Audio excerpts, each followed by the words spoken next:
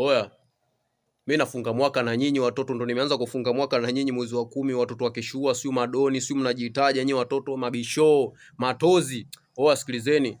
Kuwa tozi afu una hela, huo ni ushamba. Kuwa tozi alafu unalelewa, huo ni ushamba, uchoko, ufala. Mtoto kiume anapambana kula kwa jasho, sio unaelewa? Oya. Wewe unaona sura hii mwanangu, sura ishazoea majungu.